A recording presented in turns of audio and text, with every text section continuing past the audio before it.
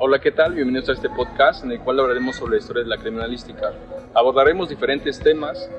Como pueden ver, están estos compañeros de clase y hablaremos sobre la brutalidad de la tortura hasta la predicción del ADN.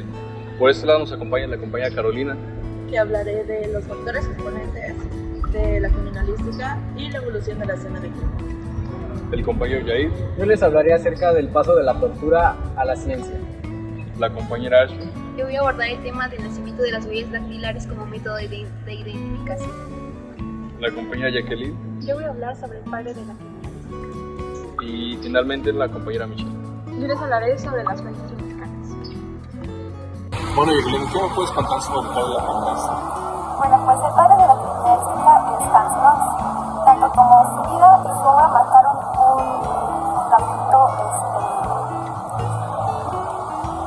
un fundamento establecido sobre las metodologías básicas para el uso de la criminología y criminalística. Bueno, él nació el 26 de diciembre de 1846 en Graz, Austria.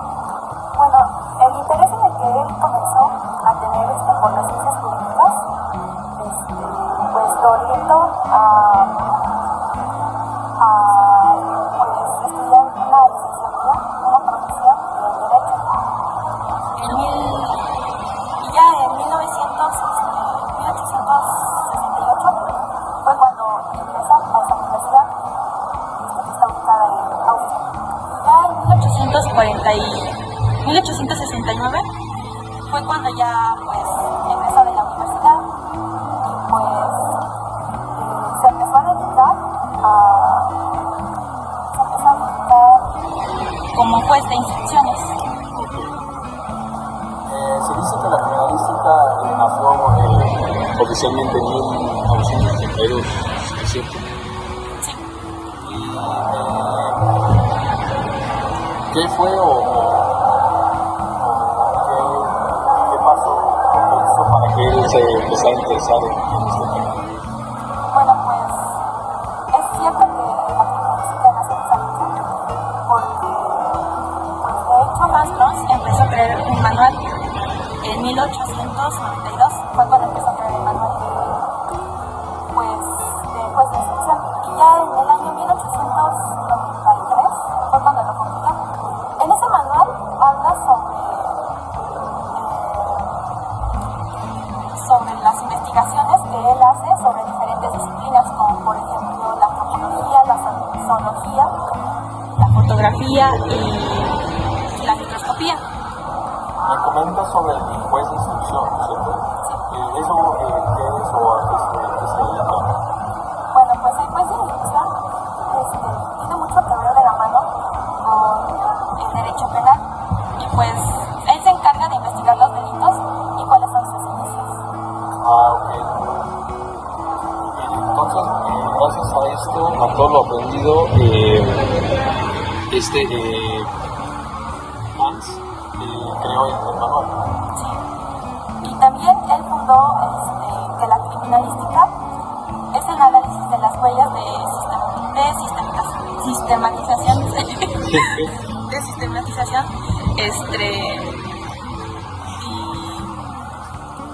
y pues los indicios sobre el culpable. Ah, ok. ¿Cuál sería tu aportación para que sepan sobre Bueno, esto? ¿Qué es más importante para que sepan? Bueno, pues lo importante para mí es que les interese la criminalística, les interese de qué disciplinas están compuestas, en qué consisten estas disciplinas y pues más que nada que les guste, para que se llenen más de intereses propios. Muchas gracias, Antonio. Esto sería tu aportación, tu respuesta. ¿Qué tal, Jair? ¿Cómo estás? Muy bien, ¿tú qué tal? Igual, muy bien. Bueno, ¿Qué nos puedes comentar sobre la tortura a la ciencia? sí, claro, mira, el gran paso de la tortura a la ciencia, pues esto se remonta, o lo podemos, bueno, primero lo vamos a contextualizar en el área de la criminalística. Esto, pues, ya que hace un tiempo se realizaban aquellos procedimientos pues muy violentos experimentos coercitivos donde realizaban procedimientos de tortura para poder obtener información acerca de un delito, si esa persona lo había cometido o no. En esta ocasión tenemos el primer hecho que se remonta ahí por el tiempo de los nazis, de Adolfo Hitler, en el cual, pues a lo mejor tú lo recordarás, del Holocausto. Sí, claro.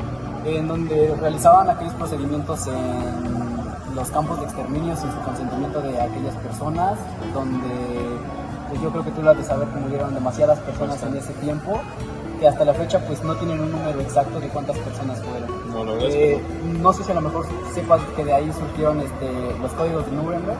No, son sí, 10 principios, los cuales pues actualmente están basados en la ética, a la ética de los médicos.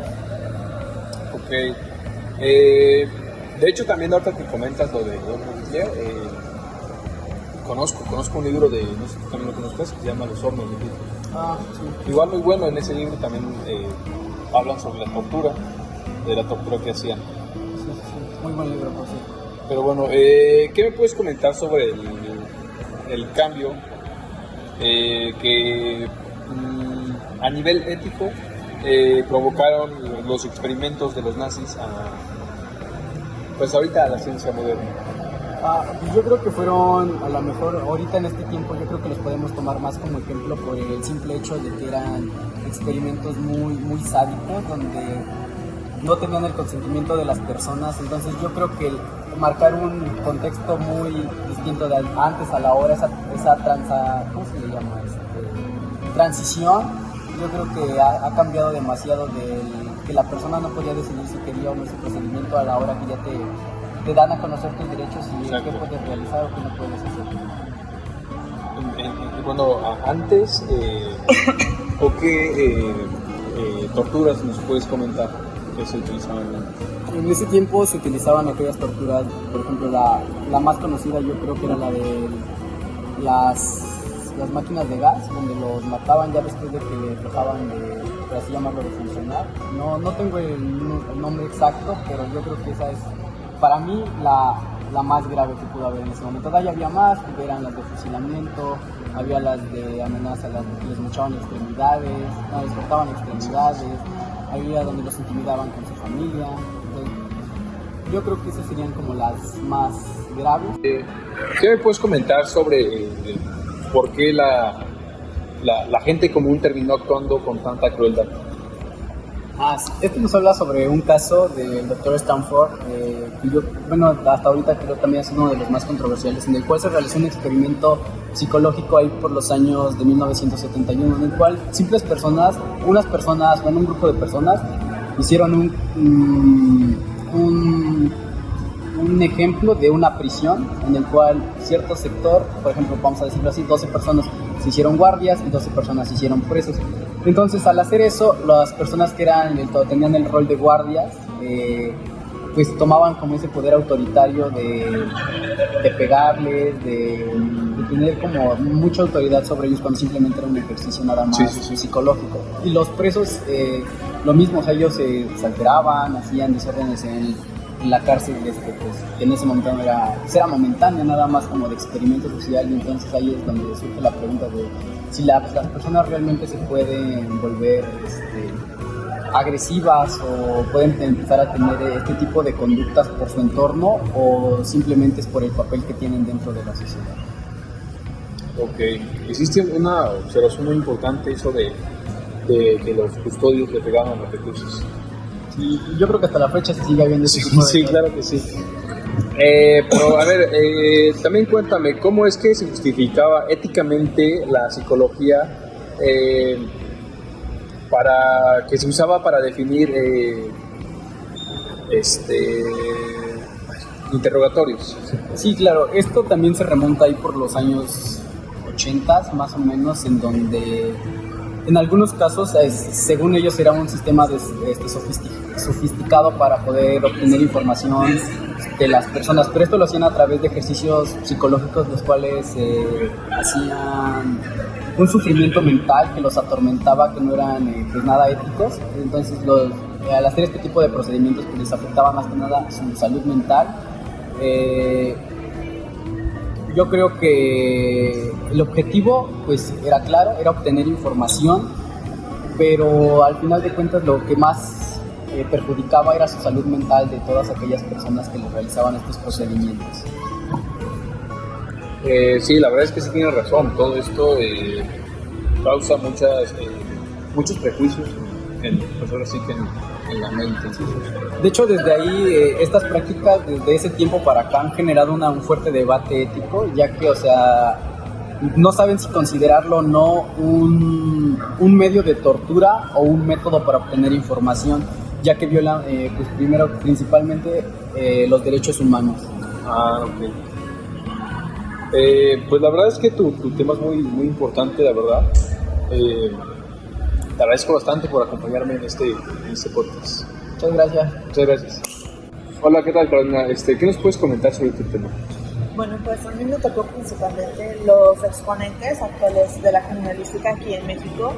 Y si bien en antaño las bases las sentaron grandes autores como lo fue César Lombroso, o otros exponentes como lo son aquí en México el padre de la criminalística, lo cierto es que el avance ha fomentado una gran diferencia entre lo que era antes, que fueron los teóricos que basaron su información en que se necesitaba técnicas o métodos, conocimiento. Actualmente lo fomentan las instituciones porque son ellas quienes dictan una forma única. Verás, ya nos han dicho en algunas ocasiones que existen diferentes códigos penales dependiendo del lugar. No es lo mismo un delito que se comete aquí que si se comete en otros lugares de la República. Varía dependiendo del lugar, claro, del estado. Entonces existen diferentes códigos penales por cada lugar. Antes, en la antigüedad, también existían diferentes métodos de procesamiento, códigos nacionales de procesamiento, dependiendo de las entidades. Pero eso se empezó a hacer mucho lío. Tenía sentido que hubiera diferentes códigos penales, pero decidieron unificar todo en un solo proceso para pues que sea un mejor procesamiento para llegar a un solo resultado. Entonces es prácticamente lo mismo que pasó aquí, porque si antes se enfocaba solo en los diferentes lugares, ahora todos siguen un mismo método, un mismo proceso, y todos están regidos por un mismo, aparte del método, una misma idea. Porque es importante que si se rigen por un solo exponente, ellos son mejor resultado. Es por eso que parte de los exponentes actuales se basan en la institucionalización de algunos lugares como la Agencia de la Criminalística, como lo son. Si antes era Alfonso Ríos Barán, que fue prácticamente el padre de México, ahora lo representan las instituciones que son la Academia Mexicana de la Criminalística. En sí, todos son tres instituciones, como es MSP, la Academia Mexicana de Criminalística, y estas instituciones están regularizadas por la Federación General, la Fiscalía General de la República, ya están conectados A todo esto, si hablamos de los pilares actuales en México, ¿qué roles juega lo que me acabas de comentar,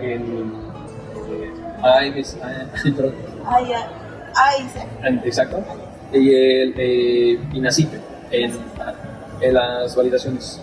Pues técnicamente su rol principal es marcar una pauta y formar prácticamente lo siguiente, porque ahí nosotros nos formamos, nos dan los métodos, la enseñanza, las técnicas, nos dan la capacitación necesaria y ya nos dan un código ético para el partido, porque el procesamiento es muy importante a la hora de manejar cualquier hecho delictivo, porque cualquier inconexo con cualquier hecho nos puede llevar a grandes fallos históricos.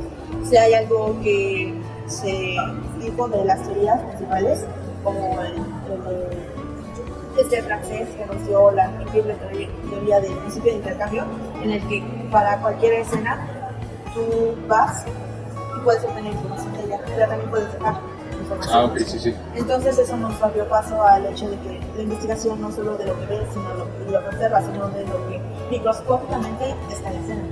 Eso abrió paso a una parte de la evolución porque nos dio más información para poder hallar el culpable, pero también nos abrió la parte en el hecho de que nosotros, como peritos, tenemos la obligación de tener equipos de bioseguridad para tener un debido procesamiento legal y llegar a un orden concuerdo, porque si no, nosotros podríamos llegar a lo que pasó con un caso de J.J. O'Connor. Lo desconozco, pero si quieres me quieres saber. Hubo un caso en Estados Unidos hace no mucho. Recuerdo que se llama O.J. Simpson, que era un futbolista super mencionado, pero hubo un mal procesamiento porque tenía evidencia de todo para que fuera encarcelado, pero sus abogados, muchos abogados porque tenían dinero, encontraron la forma de desestimar todo el caso a partir de que no hubo un debido procesamiento. ¿Cómo se obtuvieron las pruebas? Si no puedes probar que obtuviste las pruebas de tal manera, Sí, exacto. todo su caso está. Él tenía todo para ser culpable y aún así no lo sentenció. Y eso se relaciona mucho como lo era la escena del crimen antes y como lo es la era del crimen ahora, que es prácticamente diferente. Antes nos basamos solo en la observación, pero en la actualidad hay que tener en cuenta que, como se dice antes, tú también formas parte de la escena. Tienes que recolectar, ver todo el método. Actualmente tiene que pasar por un proceso para que todo sea validado. La cadena de custodia es principal para que cualquier restricción de evidencia sí que te lo tumbe. Porque en fiscalía puede pasar como lo mismo que pasó con O.J. Simpson, que no importa si tienes las pruebas, si no puedes justificar cómo las obtuviste y que son verídicas, que no pasó y que pasó por una custodia procesal adecuada, ahí depende. Muchas gracias, Carolina. Me sirve de mucho tu información. Espero esto o esta información llegue a muchas personas que lo valoren y que lleguen a aprender de esto. Te agradezco bastante por estar aquí. Gracias por invitarme. Bueno, aquí tenemos a la compañera Ashley, que nos va a decir otro tema. El tema que yo les voy a hablar es el nacimiento de las huellas dactilares como método de identificación.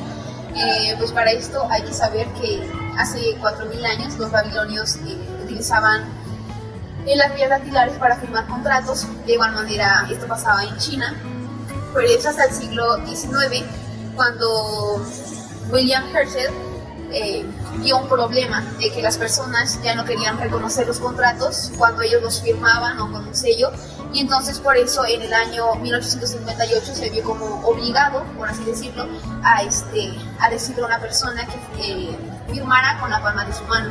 Le dijo, por ejemplo, letras me firmas con la palma de tu mano. Y ya, entonces pues ya lo hizo, pero con el tiempo que pasaban las prácticas, se dio cuenta que era más fácil, pues sí, que sellara con las yemas de los dedos, y así ya se le fue haciendo más fácil y fue adquiriendo esta experiencia para pues ver que las huellas eran diferentes de todas las personas y no cambiaban con el tiempo.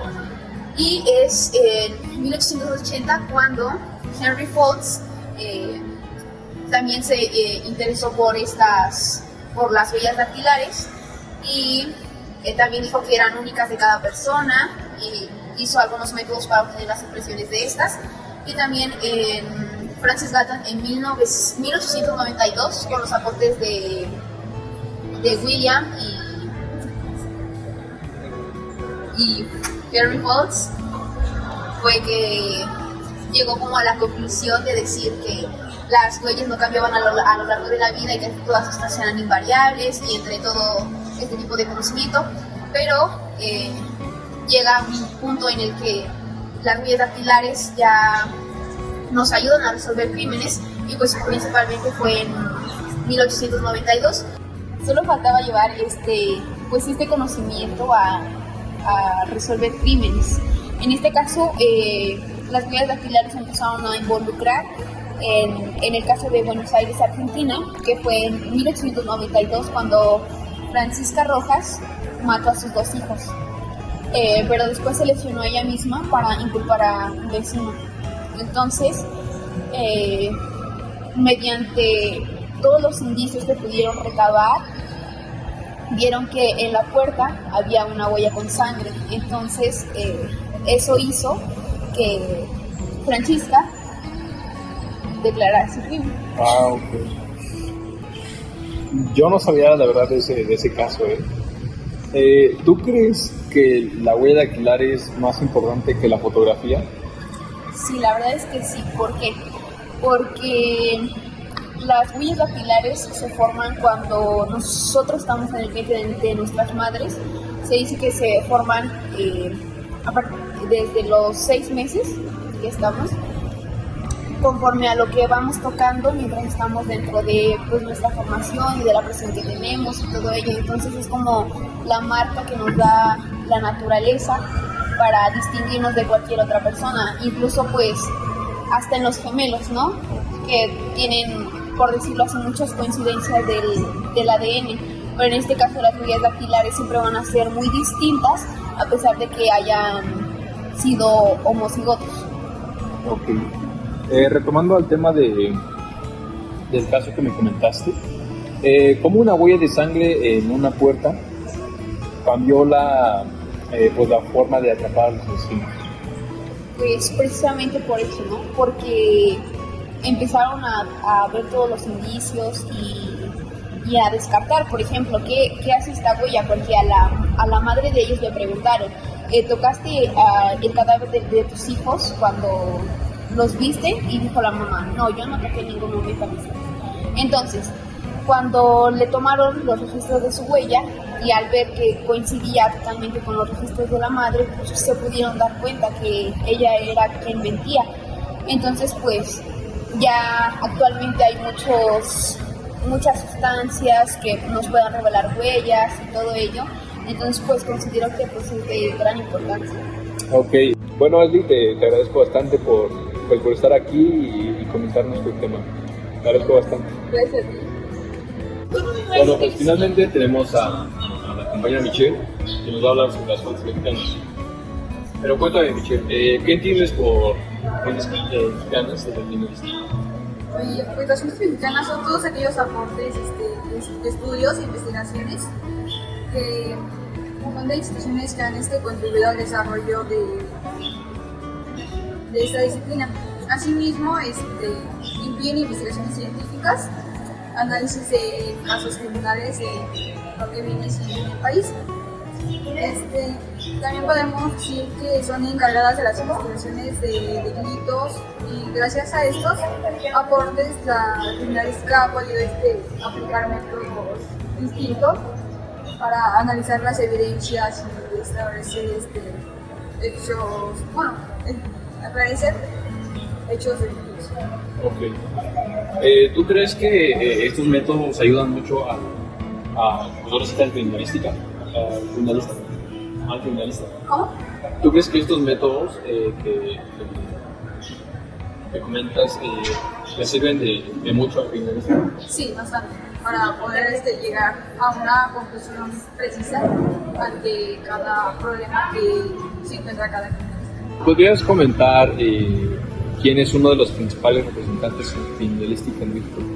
Sí, yo te haré mención de Alfonso Quirós Corón. Él fue el primer que estudió científicamente el comportamiento criminal y participó en investigaciones importantes. También te puedo decir que trabajó en instituciones de justicia y contribuyó al desarrollo de diversos estudios criminológicos en el país. Okay. ¿Me podrías comentar qué instituciones mexicanas han contribuido en la historia de la criminalística? Ahí te voy a hacer mención de varias, no solamente es una. Ahí entrarían principalmente los servicios policiales, el Ministerio Público. Lo que también entran son los laboratorios especializados en investigación criminal. Solamente te hice mención de 3, que pues ahí son las principales. Asimismo, pues algunas instituciones utilizan técnicas científicas como el análisis de huellas dactilares, balística, documentoscopía y otra que sería la genética forense. Esta pues ayuda para investigar los delitos y poder analizar las evidencias de las escenas del crimen. ¿Crees que estos métodos o estas disciplinas que me comentaste son las consideradas más importantes. Sí. Ok. Pues yo creo que sería todo.